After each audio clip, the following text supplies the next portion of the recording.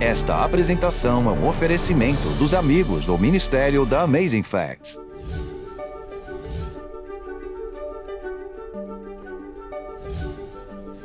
Anjos são únicos e individuais. Se Deus não faz dois flocos de neves iguais e cada ser humano tem uma íris e impressão digital diferentes, por que achamos então que Deus tem uma grande fábrica que os anjos saem todos como linha de montagem? Há uma incrível história na Bíblia. O profeta Eliseu era uma espécie de arma secreta do rei de Israel. Toda vez que o rei da Síria queria lançar um grande ataque a Israel, ele iria emboscá-los. Ele enviava seus espiões para descobrirem para onde o rei de Israel viajaria e depois montaria emboscadas para surpreendê-lo. Mas a cada tentativa de ataque surpresa, parece que o rei de Israel descobria com antecedência. O rei da Síria ficou tão frustrado que disse aos servos: "Um de vocês deve ser um espião. De que outra forma o rei de Israel consegue sempre saber quais são os meus planos?" E um dos servos, rei da Síria, disse: "Não, meu rei, nenhum de nós é espião. O problema é o profeta Eliseu, de Israel. Ele sabe o que o senhor pensa no seu quarto." Isso é de deixar qualquer rei nervoso. Bem, nós temos que acabar com isso. Onde ele está? Ele está em uma pequena cidade chamada Dotã. Aliás, é a mesma cidade onde José foi procurar seus irmãos. Significa 2 poços. Muito bem. Então, o rei da Síria diz: "Vamos reunir o exército." E enviou um grande exército. E durante a noite cercaram esta pequena aldeia de Dotã, onde Eliseu estava com algumas pessoas e o seu servo. De manhã cedo, seu servo acorda para ir ao poço, pegar água, olha por cima dos pequenos muros de Dotã, que não eram muito altos, e ele vê o brilho das armaduras, ouve o bufar dos cavalos e vê aquela cena impressionante. Estamos cercados pelo exército sírio. Em pânico, ele corre, sacode Eliseu e diz: "Mestre, o que vamos fazer?" Mas Eliseu não parece preocupado. Ele se levanta, caminha até a porta, sai para as muralhas da cidade e faz uma oração. 2 Reis 6, versículo 17. Orou Eliseu e disse: "Senhor, peço-te que lhe abras os olhos para que veja." O Senhor abriu os olhos do moço e ele viu que o monte estava cheio de cavalos e carros de fogo em redor de Eliseu. Bem, este exército era ainda mais impressionante. Você já ouviu a expressão carros de fogo? Quando Eliseu viu Elias sendo levado aos céus, ele viu o seu primeiro vislumbre dessas carruagens e cavalos de fogo, que são espíritos ministradores de Deus. E não, eu não acredito que Deus cavalgue cavalos lá no céu. Esta é uma terminologia bíblica para falar algo sobre... Veja, a Bíblia diz que Eliseu foi arrebatado em carros e cavalos de fogo, mas o que ele estava vendo era algo espiritual. Portanto, o que ele viu, na verdade, foram anjos. Anjos de Deus haviam sido enviados para protegê-los. Hoje falaremos sobre o misterioso mundo dos anjos. Há muitos mal-entendidos sobre anjos. É por isso que estamos falando sobre isso hoje. Normalmente, anjos são retratados como bebezinhos gordos, entediados, voando nas nuvens. Mas, na maioria das vezes, se você digitar anjos na internet e olhar as fotos, também são retratados como se fossem deusas gregas. Afinal, anjos são homens, mulheres ou bebês? Normalmente, quando anjos aparecem na Bíblia, eles aparecem como sendo homens. Durante a ascensão de Jesus, os anjos são retratados como 2 homens vestidos de branco. A mesma coisa no sepulcro de Jesus. E também, quando os anjos vieram para julgar Sodoma, são identificados como homens. Há uma visão em Zacarias onde ele diz: "Levantei os olhos e vi, e eis que saíram 2 mulheres. Havia vento em suas asas, que eram como de cegonha, e levantaram o Efa entre a terra e o céu." Mas essa é uma visão apocalíptica, nunca diz que são anjos. Se trata de uma visão. Quando aparecem, aparecem como homens. Mas não leve isso longe demais, porque anjos não têm sexo como nós. Jesus deixou bem claro em Marcos 12, 25, "Pois quando ressuscitarem dentre os mortos, nem casarão nem se darão em casamento, porém serão como os anjos do céu. Anjos não procriam como seres humanos." As pessoas costumam ler em Gênesis 6, "E os filhos de Deus viram que as filhas dos homens eram formosas e tomaram para si esposas que escolheram." Talvez você já tenha visto que algumas Bíblias traduzem isso como anjos caídos que se casaram com humanos e tiveram bebês gigantes. Essa é uma das coisas mais estúpidas que já ouvi. Anjos simplesmente não procriam com humanos. Jesus deixou isso muito claro. Esse versículo, os filhos de Deus, se refere aos filhos de Sete. Adão e Eva eram fiéis. Eles adoravam a Deus, ofereciam sacrifício no jardim, às portas do Éden. E do outro lado você tinha Caim, que se afastou de Deus. Então eram dois grupos.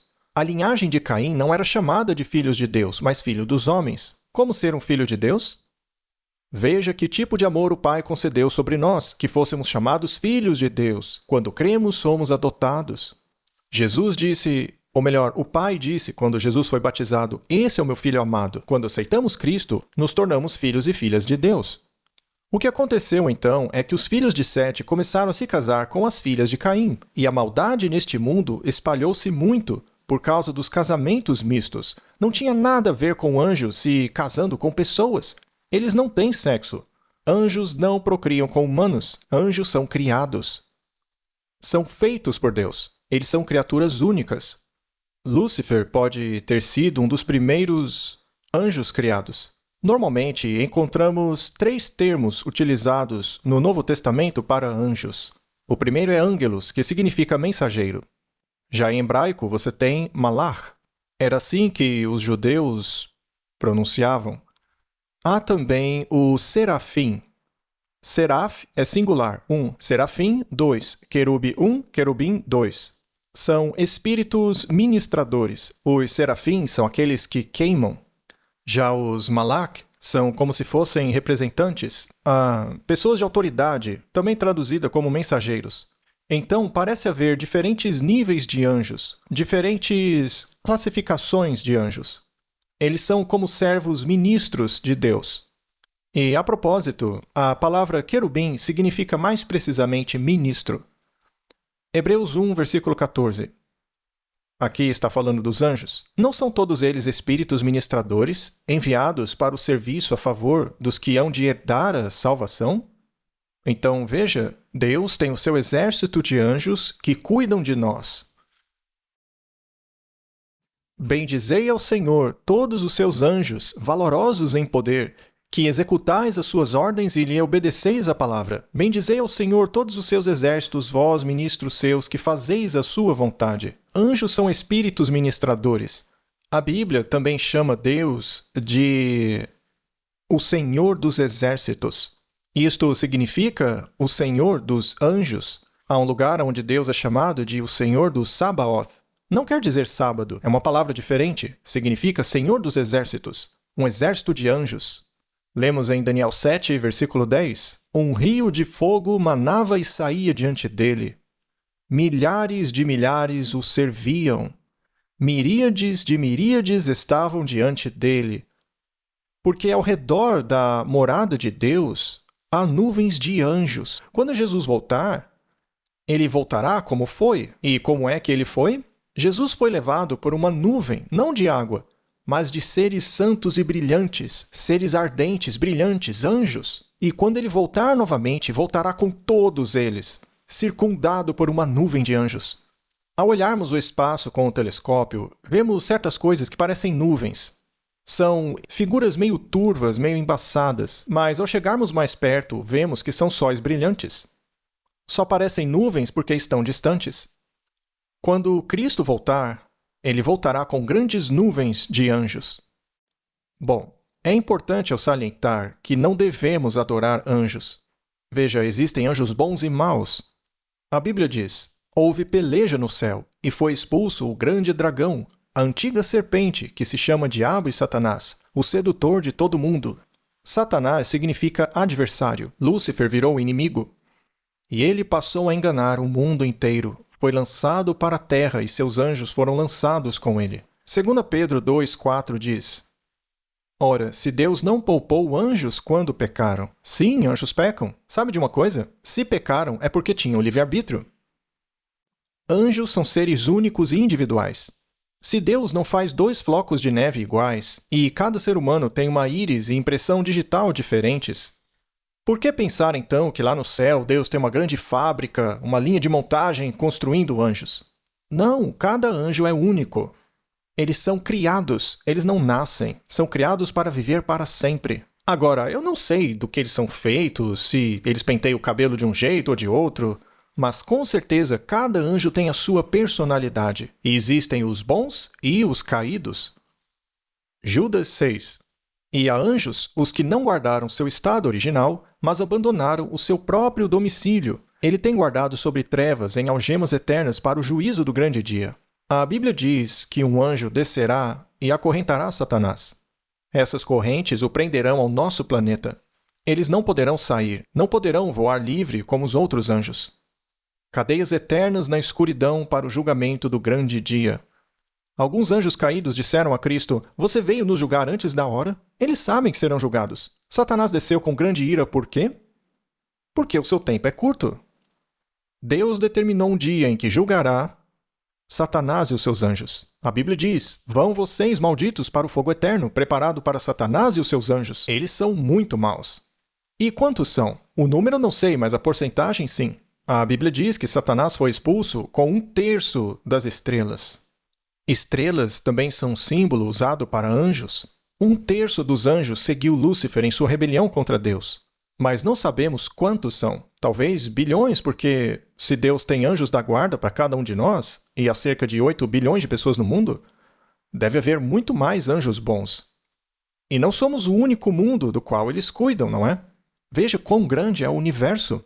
Tenho certeza de que eles cuidam de toda a criação de Deus. Eu acredito que haja bilhões de anjos. Esperamos que esteja sendo abençoado pelo tema de hoje. Se desejar aprender ainda mais, não se esqueça de solicitar o brinde gratuito de hoje. Certamente será uma bênção que vai mudar sua vida. Temos um livreto digital inspirador que gostaríamos de lhe presentear. Você pode baixar uma cópia digital diretamente para o seu computador ou dispositivo móvel. Para receber sua cópia gratuita, acesse o site apresentado ou ligue-nos no número que aparece na tela. Agora está ainda mais fácil estudar a Palavra de Deus com a Amazing Facts, onde e quando você quiser e, acima de tudo, compartilhá-la com os outros. Você sabia que se o sol de repente parasse de brilhar, levaria 8 minutos para as pessoas da Terra saberem disso? Este e outros fatos incríveis você encontra no Manual de Estudos da Bíblia, Aventuras Incríveis, uma jornada com Jesus. São 10 lições cheias de atividades para você estudar sozinho.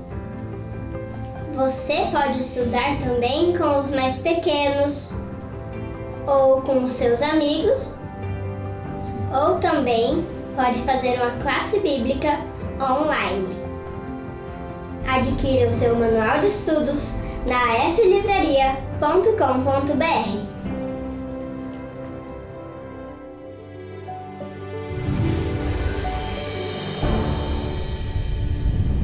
Muito bem. O que fazem os anjos? Os anjos guardam e protegem. Jó 1, verso 9. Então respondeu Satanás ao Senhor: "Porventura, Jó debalde teme a Deus? Acaso não o cercaste com sebe, a ele e a sua casa e a tudo quanto tem? Seria uma cerca de madeira? Ou ele estava cercado pelo Senhor?"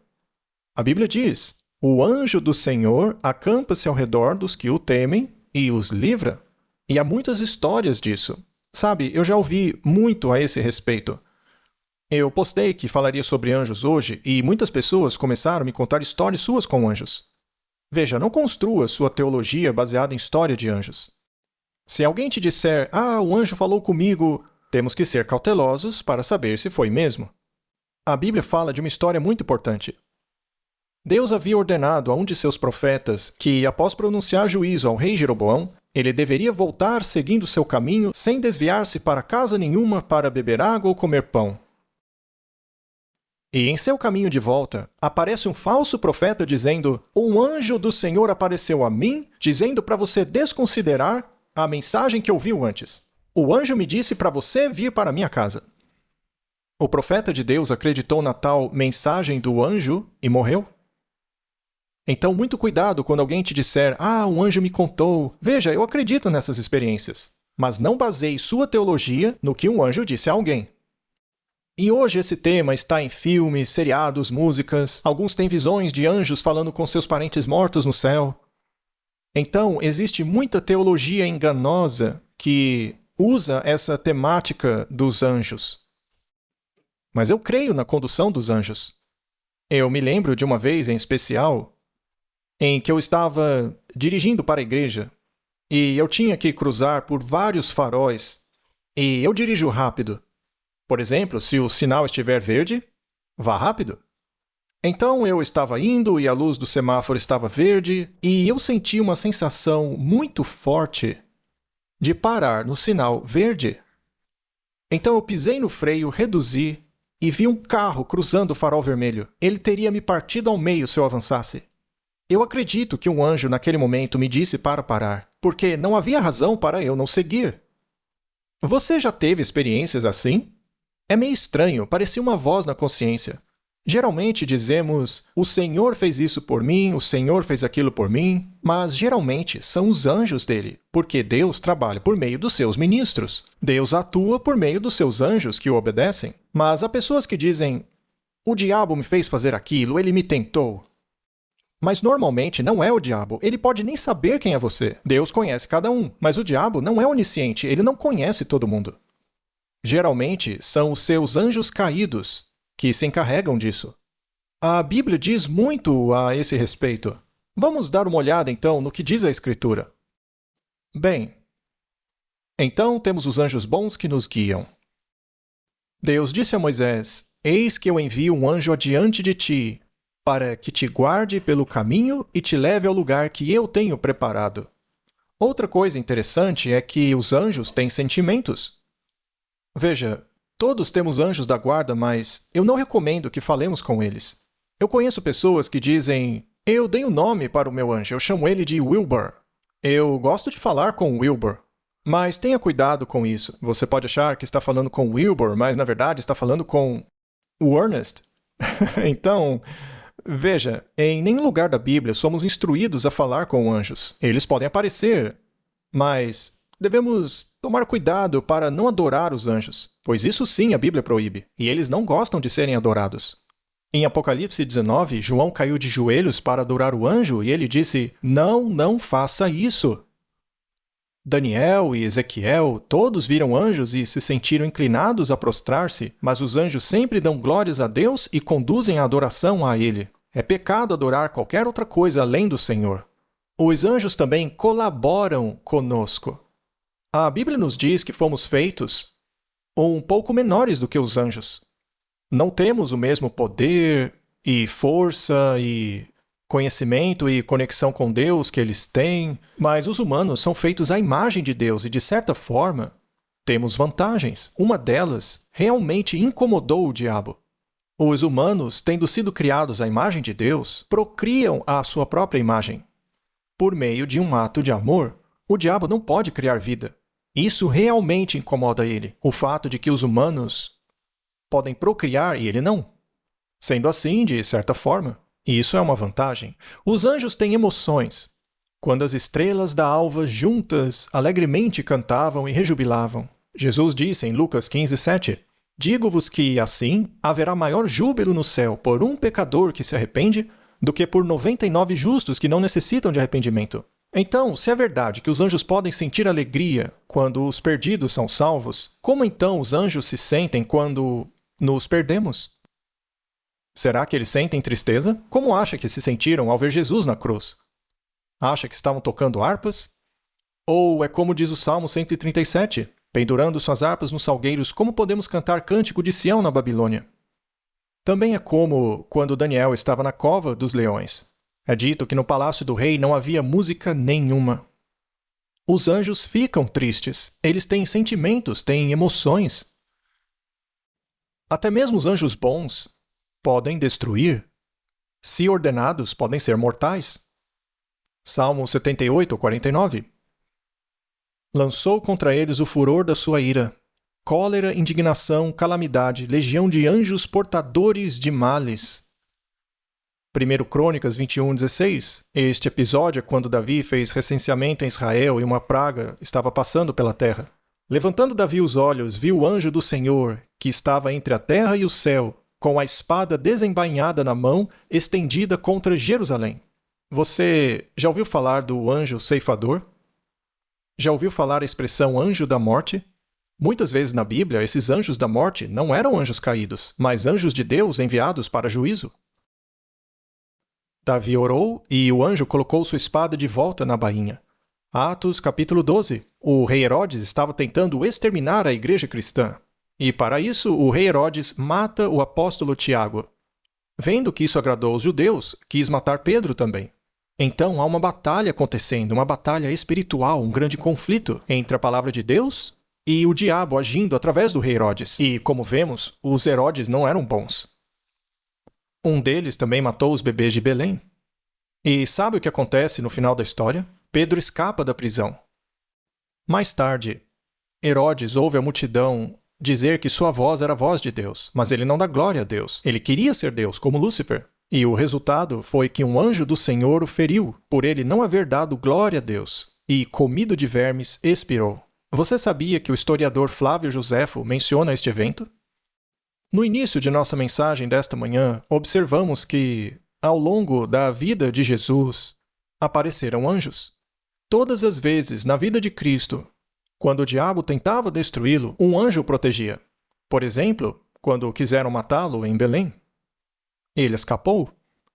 E eu tenho certeza que, durante a juventude dele, anjos o guardaram. Você consegue imaginar quão vulnerável Jesus era quando criança? O que teria acontecido se os anjos não o guardassem? Quando ele começou o seu ministério, ele jejuou 40 dias no deserto. Após a tentação, anjos de Deus o serviram. Acredito que os anjos fizeram por ele o que fizeram a Elias quando teve fome, ao final dos 40 dias.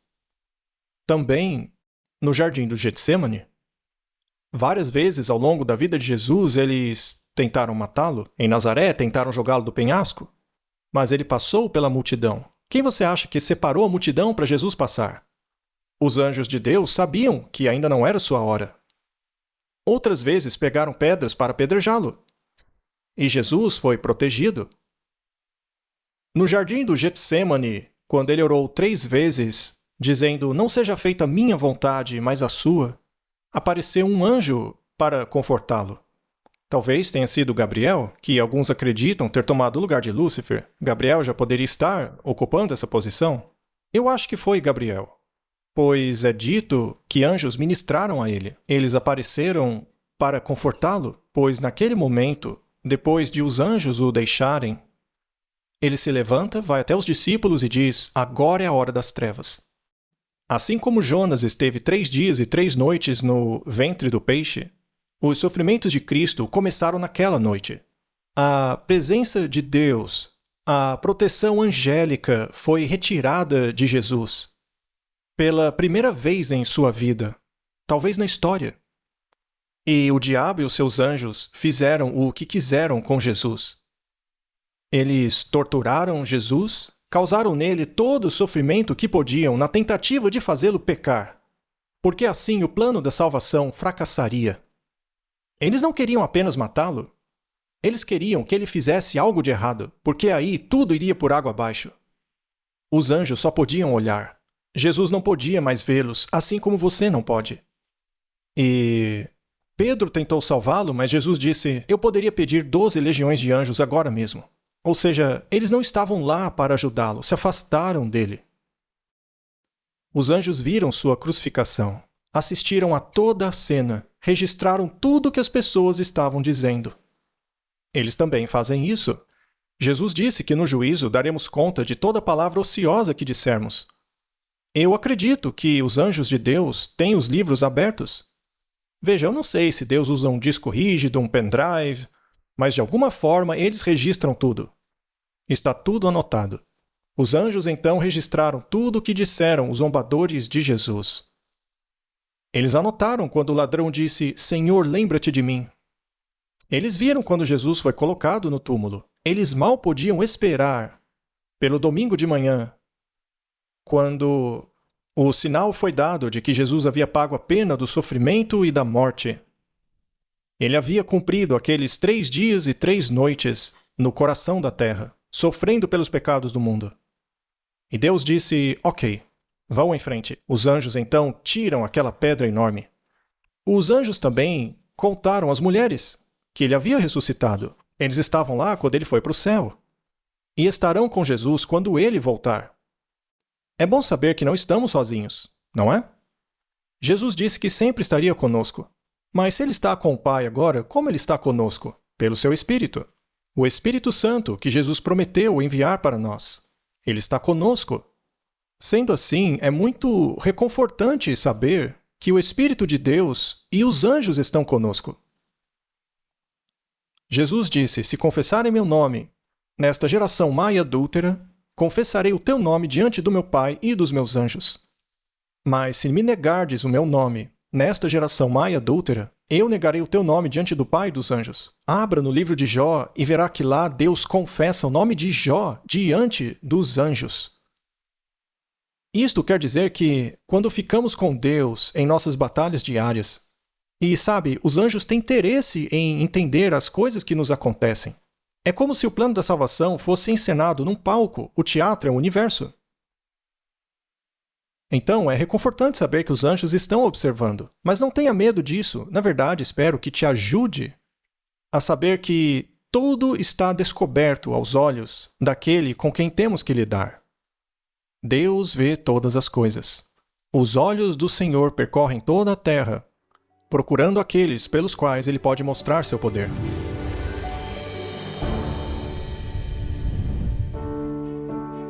Por quase 2 décadas, o AFCO, o Centro de Evangelismo da Amazing Facts, tem ajudado pessoas de todos os históricos de vida a aprender as habilidades práticas de como buscar e salvar quem está perdido. E agora, estamos trazendo essa capacitação para o Brasil. Esse curso intensivo equipará você a se tornar um melhor ganhador de almas, obreiro bíblico, missionário e discípulo como um todo. Além disso, a equipe de especialistas do AFCO vai ajudar você a colocar sua capacitação em prática ao trabalharmos nas regiões vizinhas, preparando séries evangelísticas especialmente voltadas para que as pessoas entreguem seu coração ao Senhor. Você vai aprender a comunicar sua fé com segurança, a qualquer momento e em qualquer lugar, desenvolvendo ao mesmo tempo uma vida devocional pessoal vibrante. Portanto, se você deseja se tornar um ganhador de almas eficiente e desenvolver amizades para toda a vida com pessoas como você, entre em contato com o AFCO agora mesmo. Esse é um programa que vai mudar sua vida, mas as vagas são limitadas. Para mais informações, acesse afco.amazingfactsbrasil.com.br.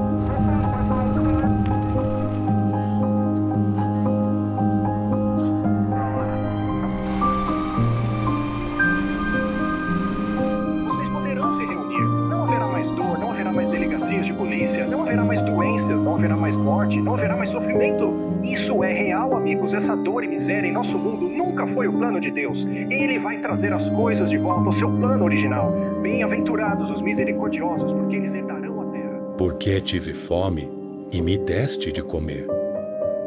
Sempre que fizeste a um destes meus pequeninos irmãos, a mim o fizestes.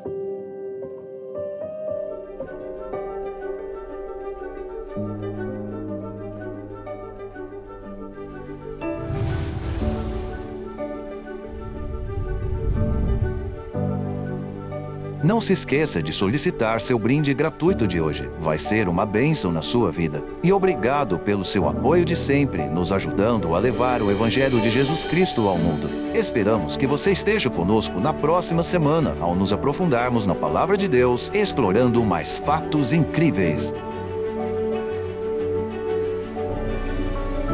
Esta apresentação foi um oferecimento dos amigos do Ministério da Amazing Facts.